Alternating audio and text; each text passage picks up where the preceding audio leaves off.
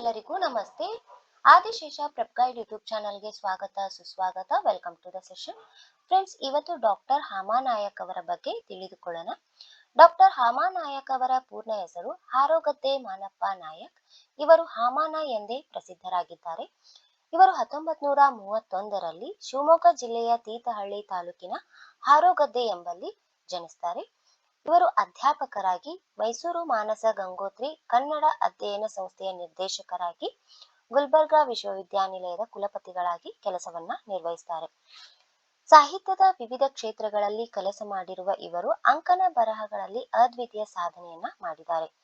ಇವರ ಪ್ರಮುಖ ಕೃತಿಗಳು ಯಾವುವೆಂದರೆ ಸಾಹಿತ್ಯ ಸಲ್ಲಾಪ, ಸಂಚಯ, ಸಂವಾದ, ಸಂಪದ, ಸಾಂಪ್ರತ, ಸ್ಮರಣ, ಸಮೂಹ, ಸೃಜನ, ಸೂಲಂಗಿ, ಬಾಳ್ನೋಟಗಳು. ಇವರ ಪ್ರಥಮ ಕೃತಿ ಯಾವುದೆಂದ್ರೆ ಬಾಳ್ನೋಟಗಳು. ಹಾಮಾನಾಯಕ್ ಅವರ ಪ್ರಥಮ ಕೃತಿ ಬಾಳ್ನೋಟಗಳು. ಹಾಗೆ ಹಲವಾರು ಜೀವನ ಚರಿತ್ರೆಗಳನ್ನ ಬರೆದಿದ್ದಾರೆ. ಮಹಮ್ಮದ್ ಪೈಗಂಬರ್ ಅವರ ಜೀವನ ಚರಿತ್ರೆ, ರವೀಂದ್ರನಾಥ್ ಟ್ಯಾಗೋರ್ ಅವರ ಜೀವನ ಚರಿತ್ರೆ, ಅಕ್ಕ ಮಹಾದೇವಿಯವರ ಜೀವನ ಚರಿತ್ರೆಗಳನ್ನ ಬರೆದಿದ್ದಾರೆ. ಇವರಿಗೆ ಕರ್ನಾಟಕ ಸರ್ಕಾರದ ರಾಜ್ಯೋತ್ಸವ ಪ್ರಶಸ್ತಿ ಲಭಿಸಿದೆ. ಹಾಗೆ ಕೇಂದ್ರ ಸಾಹಿತ್ಯ ಅಕಾಡೆಮಿ ಪ್ರಶಸ್ತಿ ಕೂಡ ಸಂಪ್ರತಿ ಅಂಕಣಕ್ಕೆ ಲಭಿಸಿದೆ. ಕರ್ನಾಟಕ ಸಾಹಿತ್ಯ ಅಕಾಡೆಮಿ ಪ್ರಶಸ್ತಿ ಲಭಿಸಿದೆ. 1985ರಲ್ಲಿ ನಡೆದಂತಹ 57ನೇ ಕನ್ನಡ ಸಾಹಿತ್ಯ ಸಮ್ಮೇಳನದ ಅಧ್ಯಕ್ಷರಾಗಿದ್ರು. ಇದು ನಡೆದಿದ್ದು ಬೀದರ್ನಲ್ಲಿ. 1985ರಲ್ಲಿ ಬೀದರ್ನಲ್ಲಿ ನಡೆದಂತಹ 57ನೇ ಕನ್ನಡ ಸಾಹಿತ್ಯ ಸಮ್ಮೇಳನದ ಅಧ್ಯಕ್ಷರಾಗಿದ್ರು. ಇವರು 2000ರಲ್ಲಿ ನಿಧನವನ್ನ ಹೊಂತಾರೆ. ಇವರ ಬಗ್ಗೆ ಮತ್ತಷ್ಟು ಮಾಹಿತಿಯನ್ನ ತಿಳಿದುಕೊಳ್ಳೋಣ. ಈಗಾಗಲೇ ನೋಡಿದ್ವಿ. ಇವರ ಪೂರ್ಣ ಹೆಸರು ಹಾರೋಗದ್ದೆ ಮಾನಪ್ಪ ನಾಯಕ್ ಅಂತ. ಸ್ಥಳ ಶಿವಮೊಗ್ಗ ಜಿಲ್ಲೆ ತೀರ್ಥಹಳ್ಳಿ ತಾಲೂಕಿನ ಹಾರೋಗದ್ದೆ.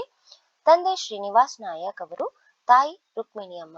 ಇವರು ಭಾಷಾ ವಿಜ್ಞಾನದಲ್ಲಿ MA ಪಡೆದು ಅನಂತರ ಅಮೆರಿಕಾದ ಇಂಡಿಯನ್ ವಿಶ್ವವಿದ್ಯಾಲಯದಿಂದ PhD ಪದವಿಯನ್ನ ಪಡೆದರು.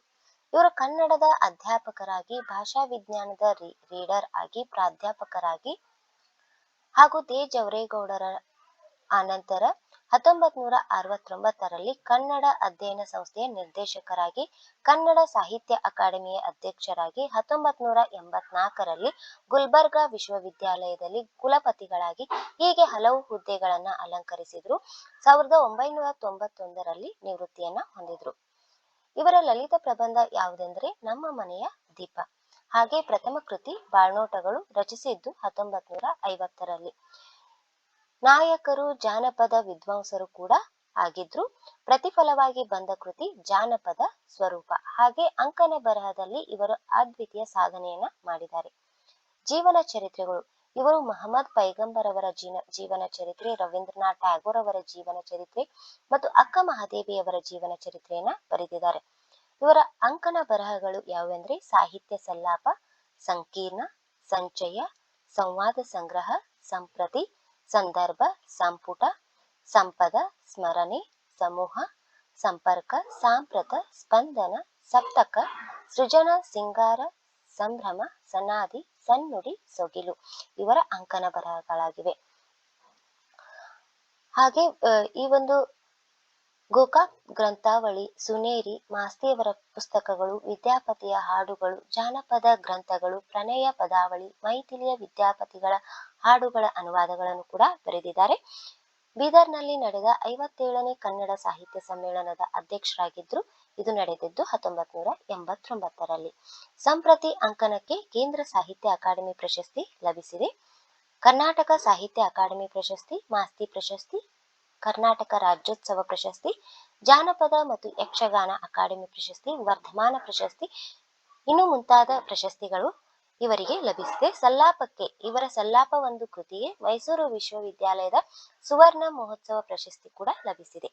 ಇದಿಷ್ಟು ಹಾಮಾನಾಯಕ್ ಅವರ ಬಗ್ಗೆ.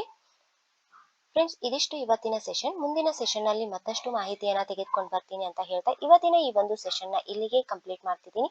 ಪ್ಲೀಸ್ ಸಬ್ಸ್ಕ್ರೈಬ್ ಮಾಡಿ, ಲೈಕ್ ಮಾಡಿ, ಶೇರ್ ಮಾಡಿ. Thank you.